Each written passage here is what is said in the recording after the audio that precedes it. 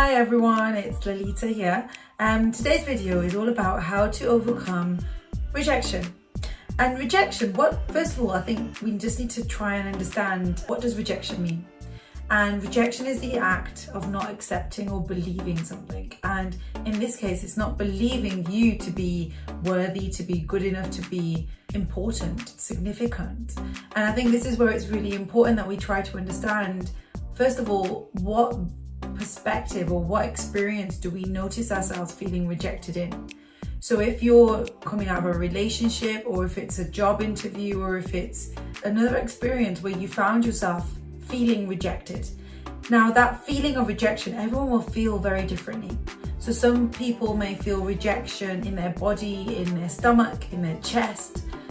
Some people might feel like they're feeling really lethargic, feeling really exhausted, they're not wanting to get up out of bed.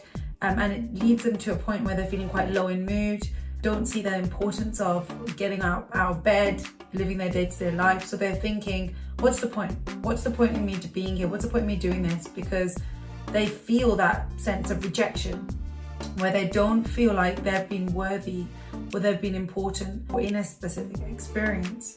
And this is why I say it's very important, first of all, to try to understand what rejection means, but then to understand the experience itself, but to see the bigger picture of the experience. Because what can often happen is rejection, it can come from a place of us feeling low in self-worth, or us feeling that we're not good enough. And because we have this belief about ourselves of not being worthy and not being good enough, this is then what we see in the world around us. Let's use the example of a job interview. There may be 5 people at that job interview, and that job, they're only going to give it to one person. When they get the answer of that they haven't got the job, then 4 people are going to react very differently. So one person might think, okay, fine, I'll just jump onto another job application and I'll apply to some more. Someone else might think, oh man, like I really wanted that job, but they still carry on. Someone else might think, you know what, I can't believe I was rejected. I can't believe it's because I didn't like it. So we start to personalize it. We personalize it thinking that it becomes about us. It's us that's the problem. It's us that the issue comes from or stems from. And because of that, we hold on to that. We hold on to, it's my fault. It's because of me. And then we see it as a rejection. And if we go deeper into our belief systems and the way that we've constructed ourselves in the world, we may have a belief within us that I'm not good enough, I'm not worthy. And we look at the world around us to try and validate whether this belief of I'm not good enough is it accepted by the world or it's rejected by the world. And if it's accepted, it's like, see, that belief is true, that belief is right, see, I'm not good enough. But when it's not, or if we validate it, so if we got that job interview, it's like, see, okay, it's not that I'm not good enough, or I might start the job and then I might not feel like I'm good enough. So it comes back down to how we personalize it and how we take on the external world and how that external world triggers our belief systems. And these belief systems, they're created from a young age. We construct the world around us based on our upbringing, our childhood, our schooling, our friendships, the people that we've surrounded ourselves with. That's where our constructs of the world comes in, but also constructs of people. And if we think that, well, I'm not going to be good enough, or people don't love me because of things that may have happened growing up. So if we believe people aren't going to love me because I'm not worthy or I'm not good enough, that might be a belief that you're carrying around with you in the world. And as you're carrying this belief around, you start to look, you've got like a scanner, and this scanner's trying to seek, am I good enough? Am I good enough? And I see this when working with clients, where someone might say, like, sometimes I'm just like walking, and if I see one of my friends and they don't acknowledge me, it's because they don't love me, or it's because I'm not good enough. And it's like, hang on, where did that viewpoint or that assumption come from? Because we don't know what's going on for someone else. We don't know what's happening there. But if we keep taking on board that we're not good enough, that then really has an impact, because that feeling of rejection can really overwhelm you, can really cripple you. And it does impact on people in very different ways. And it's about understanding when you feel that rejection feeling, when you're in that midst of it, it can feel very overwhelming to even think of it in a different way, or to try and break down what's going on in your mind.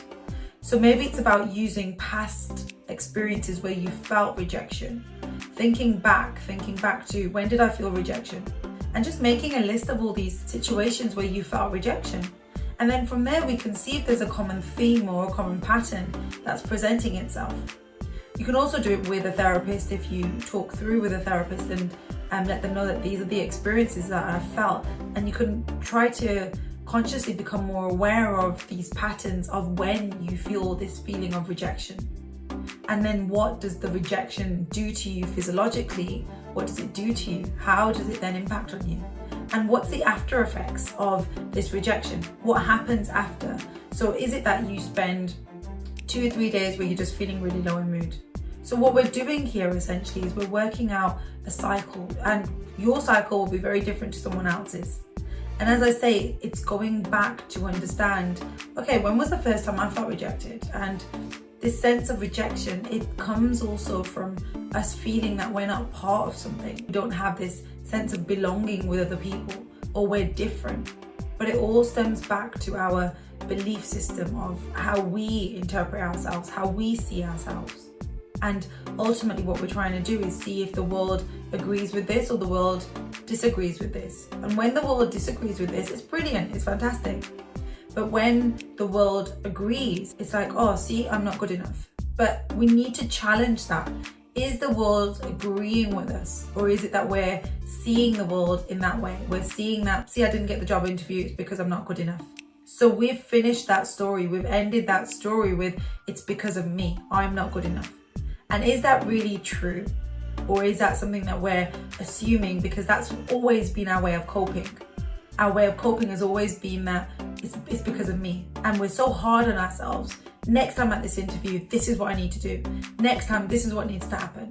So we become so hard on ourselves, so critical of ourselves. And yet we wouldn't talk in that way to our friends or to our family, but we allow ourselves to speak to ourselves like that. And that's because we don't feel like we're deserving. We don't feel like we're good enough. Deep down, we feel like we're not worthy of other people. We're not important like everyone else. And this is what tints the way that we see the world around us. And what I mean by that is, it's almost like we're looking out through a different lens. We're looking out through the lens of, I'm not worthy, I'm not good enough. And that becomes the story we keep telling ourselves, is that I didn't get the interview, it's because of me. I didn't have that relationship because of me. My business didn't succeed, it's because of me. And sometimes we can sabotage ourselves in relationships, in our business, in our career, because we feel like, well, I'm not going to be a success anyway, or something bad is going to happen, so I'll abort this right now. And we're not doing that consciously, but this can be happening at a subconscious level.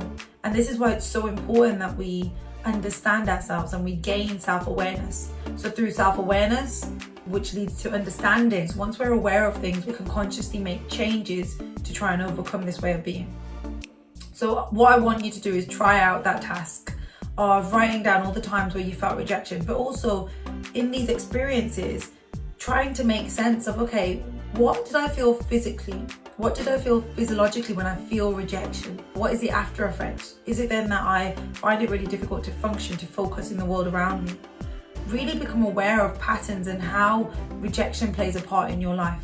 So on that note, I am going to leave us there. I will be back with another video and maybe just again speaking more about rejection, because this impacts on so many different people, and people don't like to share or talk about rejection because it feels embarrassing, it feels shameful, it feels like that they're the only ones who are going through it, but actually there's many people that feel rejection. So on that note, I am going to leave you there, and have an amazing day, and I'll speak to you all soon. Take care. Bye bye.